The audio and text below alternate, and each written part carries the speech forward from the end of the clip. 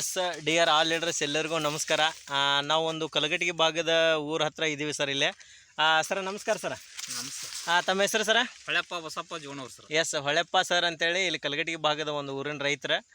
ಸರ್ಗೆ ಒಂದು ತಿಂಗಳದ ಹಿಂದೆ, ಒಂದು ತಿಂಗಳನೂ ಆಗಿಲ್ಲ, 20 ದಿನದಿಂದಲ್ಲ ಸರ್, 18 ದಿನ ಅದು ಕರೆಕ್ಟಾಗಿ ಕೊಟ್ಟು ಹೋಗಿದ್ದು ಸರ. ಇದು ಒಂದು 20 ದಿನದ ಹಿಂದೆ ಕೊಡ್ಬೇಕಾರೆ ಹೆಂಗಿತ್ತು ಸರ್ ಕಬ್ಬ?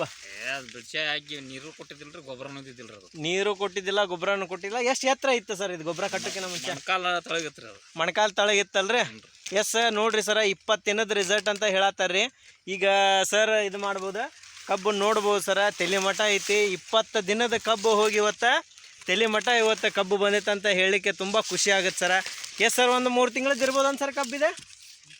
ಒಂದು 5 ತಿಂಗಳದ್ರಿ. 5 ತಿಂಗಳದಿತ್ತು, ಬಟ್ ಒಟ್ಟ ಎದ್ದಿದ್ದಿಲ್ಲ. 20 ದಿನದಾಗ ಗೊಬ್ಬರ ಕೊಟ್ಟಿಂದ, ನಮ್ಮ ಅಕ್ವಾ ಜೆಲ್ ತಂಪಿಡುವಂಥದ್ದು ಕೊಟ್ಟಿಂದ ಯಾವ ರೀತಿ ಒಂದು ರಿಸಲ್ಟ್ ಬಂದೈತೆ ಅಂತ ನೋಡೋಣ್ರಿ. Yes sir, D R all leaders ನೋಡ್ಬೋದು ಇಲ್ಲೇ 20 ದಿನದ ಹಿಂದೆ ಗೊಬ್ಬರ ಕೊಟ್ಟಿದ್ರು ನಮ್ಮ ಸರ್. ಹೆಂಗೈತಪ್ಪ ರಿಸಲ್ಟ್ ಅಂದ್ರೆ, ಅವ್ರು 5 ತಿಂಗಳಾದರೂ ಮೊಣಕಾಲು ತಳಗೈತಿ, ಎದ್ದಿದ್ದಿಲ್ಲ ಅಂತ ಹೇಳತ್ತಾರ. ಬಟ್ ಈಗ ಕೊಟ್ಟು ಒಂದು 20 ದಿನ ಆಗೈತಂತ ರೈತರು ಹೇಳತ್ತಾರ. 1 2 3 4 5 6 7 8 9 ಹತ್ತತ್ರ ಒಂದು 10 ಗನ್ ಕಬ್ಬು ಐತೆ ಸರ್, ಹೌದಲ್ರಿ?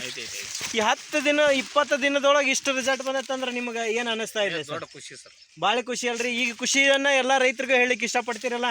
ಹೇಳ್ತೇವೆ. ಎಸ್ ಆಗಿದ್ರೆ ಎಲ್ಲರೂ ನಮ್ಮ ಪ್ರಾಡಕ್ಟನ್ನು ಯೂಸ್ ಮಾಡಿರಿ. ಎಸ್, ಜೈ ಸರ್ವಶ್ರೀ. ಜೈ ಸರ್ವಶ್ರೀ. ಜೈ ಸರ್ವಶ್ರೀ.